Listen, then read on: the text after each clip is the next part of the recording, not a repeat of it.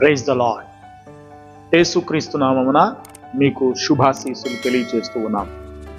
ప్రతిదినము దేవుని వాక్యము ధ్యానిస్తూ, చూస్తూ, వింటూ ఆ వాక్యాన్ని మదిలో తలంచుకొని దినమంతా కూడా దేవుని యొక్క ధ్యానములో సాగేటట్లుగా ప్రభు మనకిచ్చిన ఈ చక్కని తరుణం కొరకై దేవునికి మహిమ కలుగునుగాక.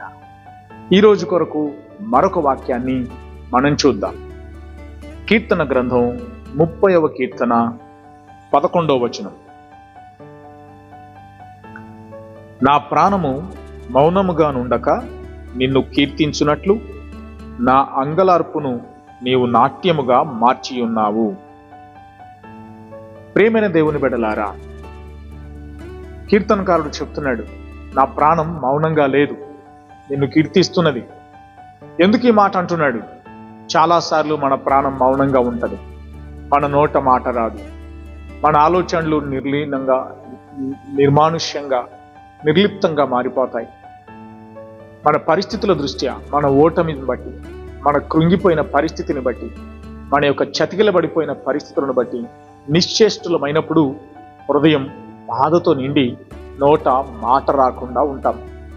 10 మందిలో తిరుగుతాం, కానీ మాటలాడలేని పరిస్థితిలో ఉంటాం. అందరితో సంతోషంగా ఆహ్లాదంగా గడపాలని మనం అందట్లో తిరుగుతాం, కానీ మన ప్రక్కనున్న వాళ్ళు నవ్వినా కూడా మనం పెదవులతోనే నవ్వుతాం తప్ప మన యొక్క గొంతు రాదు. అలాగే మన హృదయం చలించదు. కారణం, మనం మౌనంగా ఉండిపోయాం. అయితే మన బాధ మనల్ని మౌనం చేసింది. కానీ వాక్యం చెబుతుంది ఈరోజు, మన అంగలార్పును దేవుడు నాట్యముగా మారుస్తాడు. హల్లెలూయా. ప్రభునందు నీవు విశ్వాసం ఉంచగలిగితే, నీ పరిస్థితి అంతటినీ ఆయన సన్నిధికి తీసుకొచ్చి అప్పగించగలిగితే, వాక్యం చెబుతుంది, నీ భారం యెహోవా మీద మోపుము. నీకున్నటువంటి కష్టాలు, బాధలన్నీ కూడా ఎవరికి చెప్పుకోలేక మౌనంగా ఉండిపోతున్నావు. తీర్చేవారు లేరు, అర్థం చేసుకునేవారు లేరు.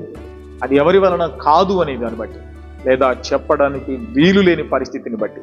కానీ నీ ఉన్న చోట, నీ హృదయంలోనే ప్రభుతో నీ మనవిని విన్నవించుకో. నీ మదిలో ఆయనతో మాట్లాడుకో.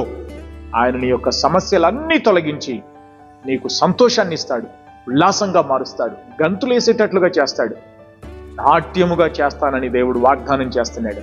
కనుక నీవున్నటువంటి మౌన స్థితిలో నుంచి దేవుని స్తుతించే స్థితిలోనికి, ఆనందంగా, సంతోషంగా, ఆహ్లాదంగా బ్రతకగలిగే పరిస్థితిలోనికి ప్రభు నడిపించడానికి వాగ్దానం చేస్తున్నాడు. సంతోషించు, భయం వదిలేయి, నీ మౌనాన్ని వీడి ప్రభుతో మాట్లాడు. ప్రభు నీ హృదయాన్ని ఉల్లాసంతో నింపబోతున్నాడు. ప్రార్థన చేద్దామా? ప్రేమగల మా తండ్రి, నీకు వందనాలయ్యా. ఈరోజు ఎవరెవరైతే బిడ్డలు వారి పరిస్థితులను బట్టి, జరిగిన విషయాలను బట్టి మౌనంగా ఉండిపోతున్నారో అట్టి హృదయాలను మీరు జ్ఞాపకం చేసుకోండి. వారికి ఉల్లాస వస్త్రాన్ని దయచేయండి. ఆనందంగా గడిపే భాగ్యమును దయచేయండి. వారిని బాధ పెడుతున్న పరిస్థితులు, వారిని మౌనంగా ఉంచుతున్నటువంటి స్థితిగతులు యేసు నామమున తొలగిపోవునుగాక. అయ్యా, వారికి మనుషుల సహాయం లేకపోవచ్చు, కానీ దేవా, నీ సహాయం వలన వారు ఆనందించి సంతోషించేటట్లు సహాయం చేయండి.